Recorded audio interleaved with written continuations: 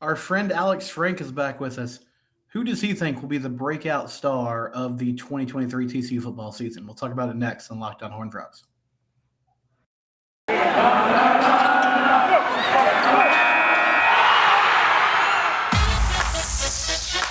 You are Locked On Horn Frogs, your daily podcast on the TCU Horn Frogs, part of the Locked On Podcast Network, your team every day.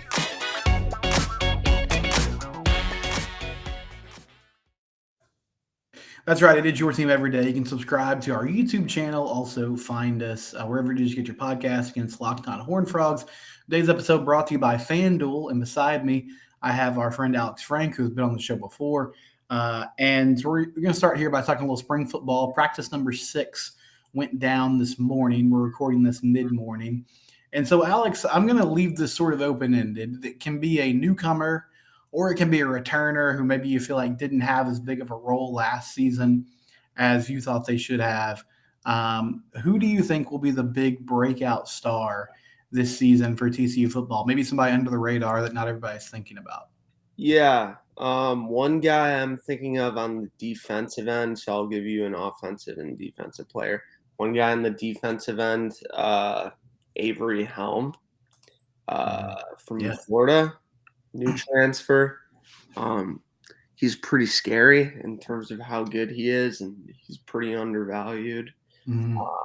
He's probably going to get a lot of time, even though the defensive back room is so stacked.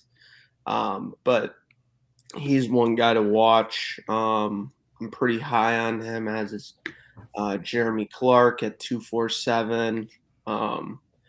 Everyone knows who that is, I presume. And so, he is definitely someone to watch. And then on the offensive end, one player I like, actually 2 players I like, is Jordan Hudson. I think that with certain Jordan, like you said, he is one guy that had kind of a back end role last year, and he's probably going to transition to maybe he'll be more of a slot guy and share more reps with JoJo and John Paul Richardson. But he is a guy that was really highly touted coming out of school, and he played really well against Michigan and got some really nice targets, really nice receptions.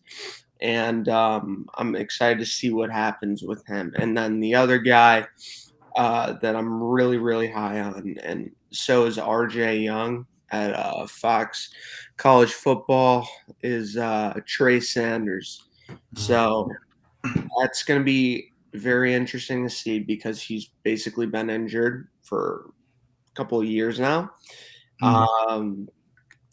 And, we all know how stacked the depth chart is at Alabama. So, like, him transferring doesn't mean that he's damaged goods. He is a very, very good player. If you watch any tape or practices, he is a very, very special talent. And so him healthy, he also came out of IMG Academy, so he's been doing this for a long time. Him coming out of practice, it's going to be really interesting to see how well he translates this season. Yeah, those are good names. You stole my defensive guy, which is good because we're kind of on the same page there. But I think Avery is going to be a special player for TCU. Offensively, I'll sort of hedge here. This is not like somebody who's out of nowhere, but I think Jared Wiley is going to have a bigger role in this offense. I feel like Kendall Browse wants to use the tight end more. I believe he wants to throw the ball over the middle of the field. And Wiley's one of those players that they used him in the red zone a lot early in the season, and they didn't completely get away from him. But I just always felt like there was a lot of meat left on the bone with what he could do offensively with that size and that frame. Yeah. And I know they have to kind of use him for pass protection, that kind of thing too at times. But I'm excited to see what he can do in another year under his belt and in kind of in a leadership role. And the defensively, yeah, I agree with you about Avery Helm. One, I'm not going to pretend to be an expert on this guy, but one true freshman I've heard a lot about. I talked yesterday that Joe Gillespie was mentioning his name is Jonathan Bax. And so he's going to be playing this sort of outside linebacker role. I believe TCU is going to need someone to find a way to generate some pass rush. So I feel like he might be a guy that in certain situations could come in and get to the QB just with his speed and athleticism. And that can be a game changer, this season for TCU. But yeah, it's always funny. I think this player is going to be good, but Major Everhart's the player that we're hearing a lot about right now, Yeah. which is awesome. It just, for whatever reason, it feels like the guy you hear about the most in the spring isn't necessarily like the player that always breaks out in a huge way. Yeah. Even though I do feel like they're going to have a role for Major. Last season, I did like an entire episode on Corey Wren, and I'm not blaming him at all. I hope that he ends up being a really good player from this season. But I talked about how I thought he could be like the X factor for this offense, and then I don't really think he saw, many snaps last year. But we'll move to another topic here, and I'll pitch it to you after I give you my answer. The most important game on the schedule. So I'm leaving this kind of open. You can interpret that however you want, Alex. Most important game on the schedule for TCU this year.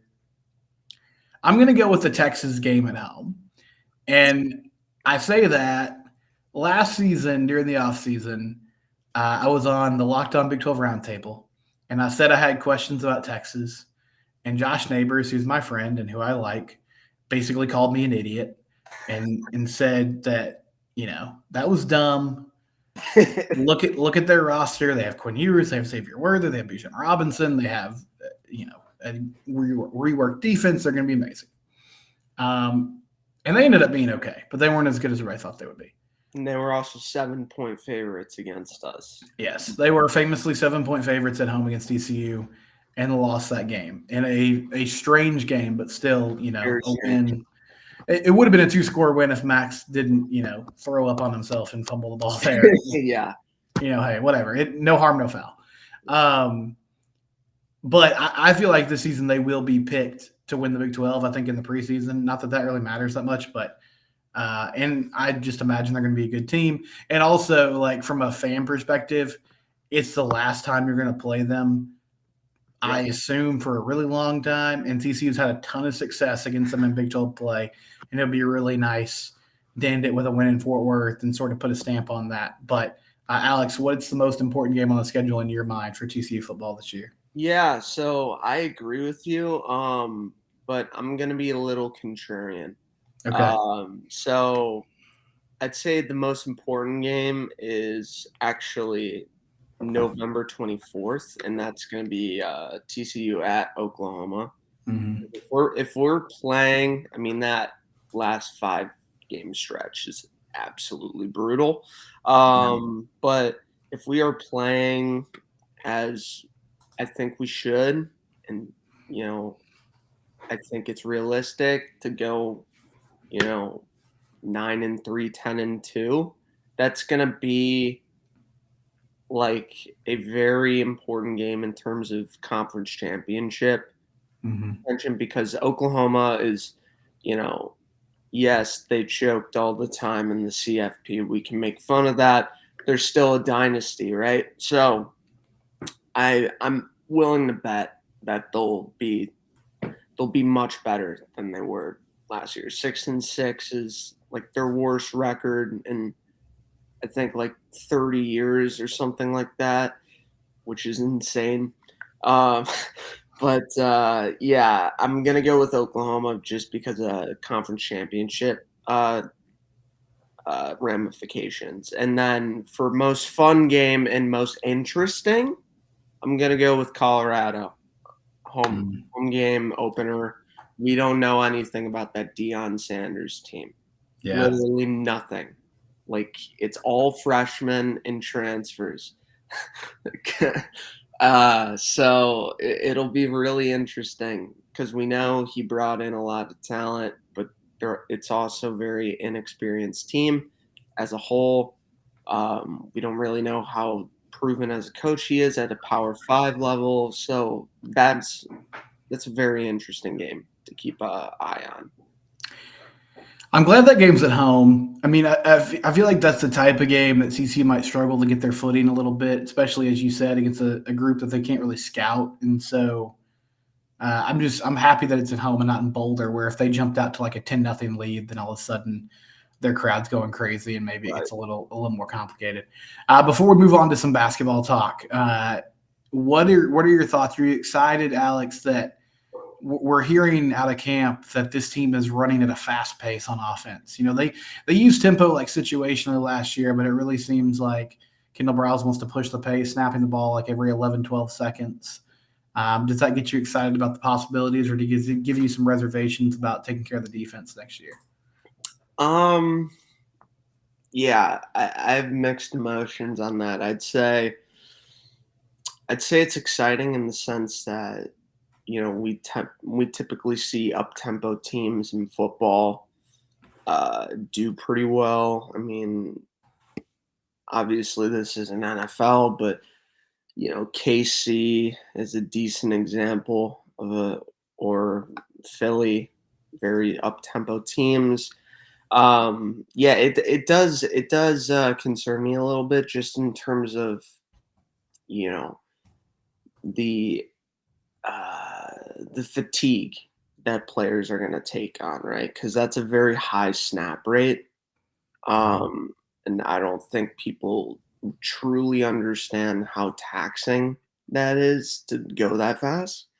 Um, and so that's the main concern. I don't really think it should have.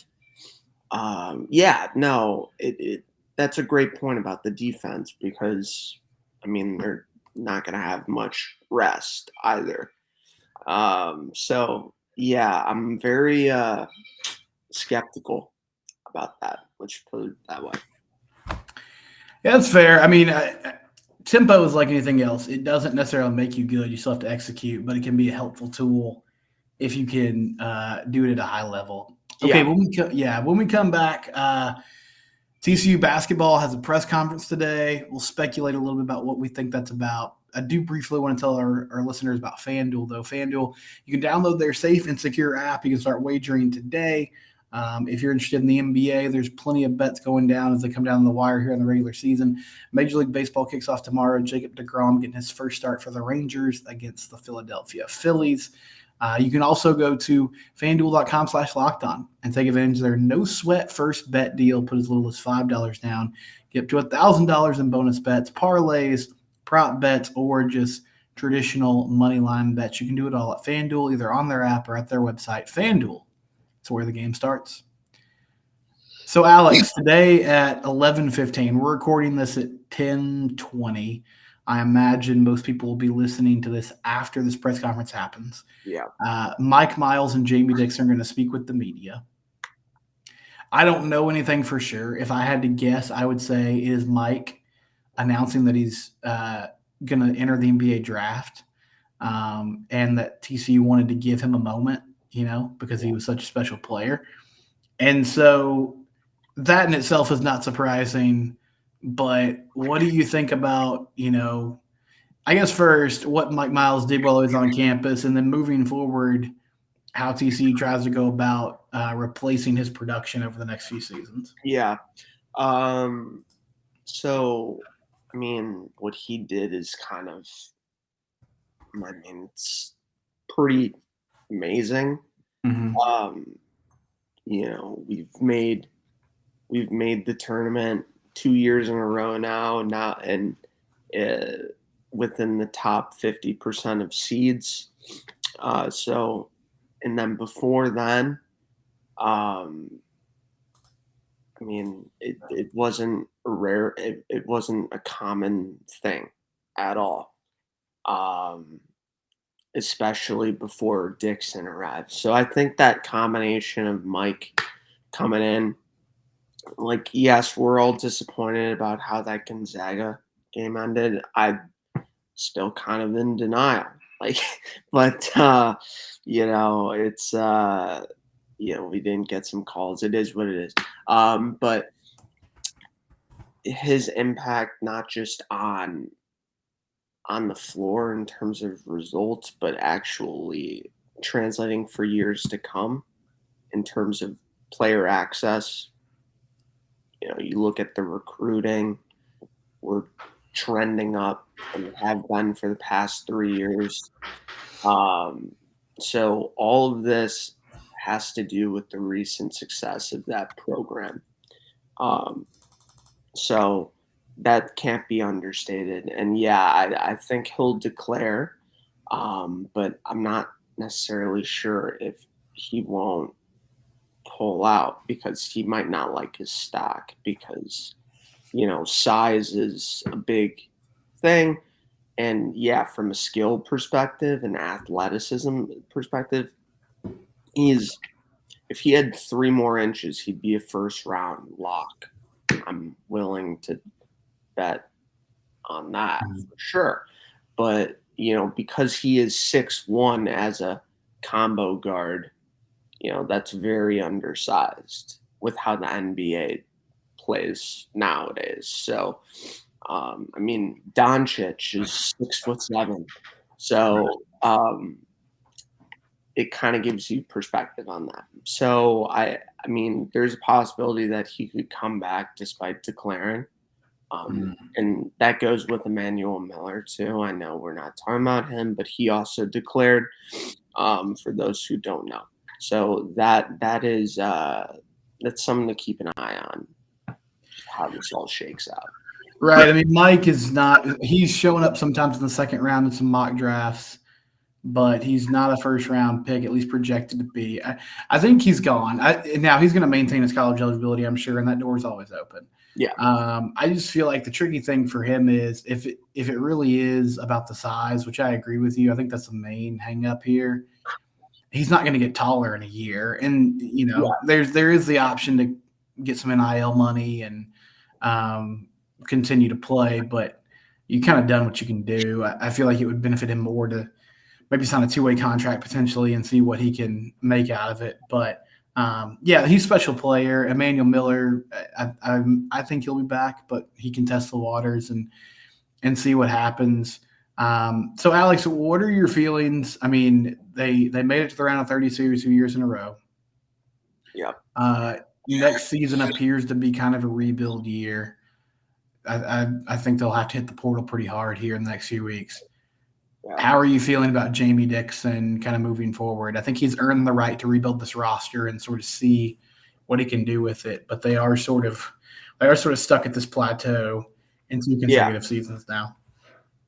Yeah, I mean, it was a very frustrating round of 32. I think the biggest thing is seeing if we can.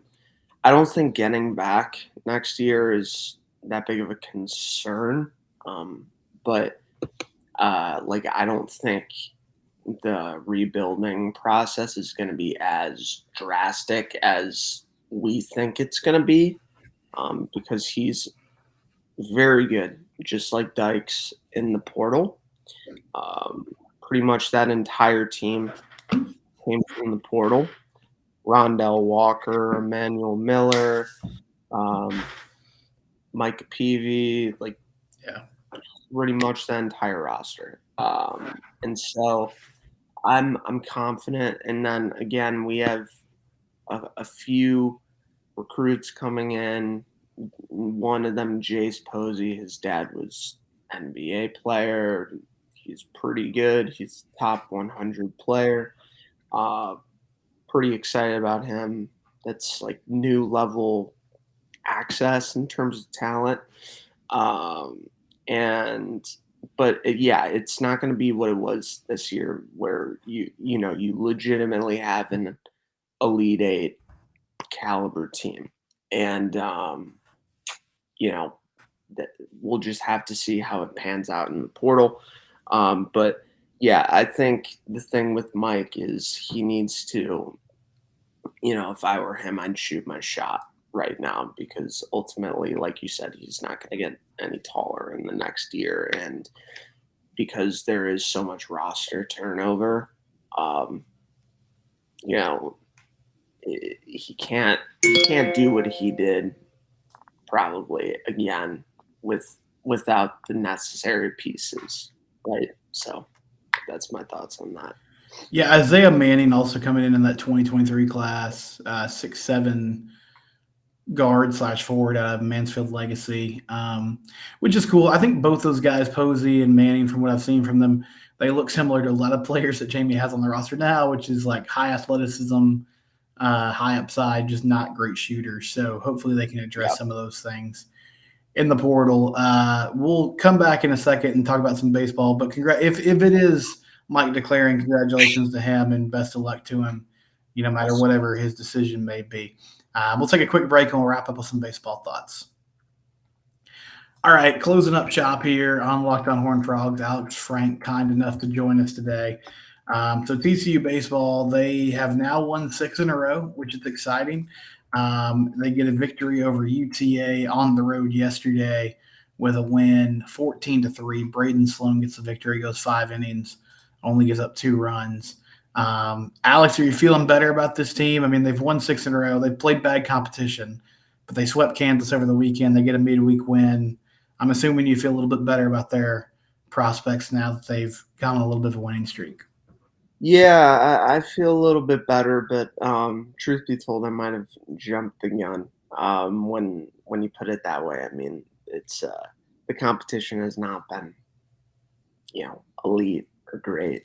It's not the level of competition that uh, we tend to see them play against or assess the talent. Like, for example, that first weekend, Mm-hmm. that was a great test, and like seeing how you know like how our talent stacked up.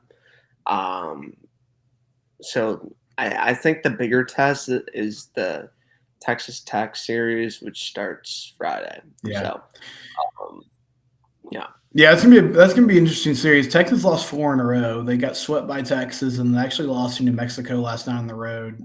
So I imagine they're going to come out with some energy and trying to get back on track, especially Friday night. The one thing, here's the two things I'll say about TCU baseball right now. I think you haven't learned a ton about them lately because of the competition, but they played cleaner baseball. I didn't look at the box score from last night. I know it over was like the 14-2 or something like that. Yeah, the final was I'm 14 to pretty sure. 30. They only had one error last week out of 5 games, which was a lot better than they had been, playing in the field. They haven't been kicking the ball around, and they're obviously hitting the ball better. Part of that is the pitching that they're facing. But Anthony Silva hit 2 bombs last night, and the biggest reason I have optimism for Kirk Sarloos beyond this year is the fact that guys like Anthony Silva, Carson Bowen, we saw Braden Sloan last night throw well, Chase Hoover, Cole Klecker, Luis Rodriguez. There's a lot of young talent on this team that I think, given the chance to foster and develop over the next few years, can come together and be really good. But yeah, Texas Tech this weekend, always tough to win in Lubbock. It's kind of like a little league field with the wind blowing out, and they definitely take advantage of it with that lineup they put together. And so we'll see what they do starting Friday night. Alex Frank is here with us. I'm Steven Simcox. Thank you for tuning in to Locked On Horned Frogs. It's your team every day.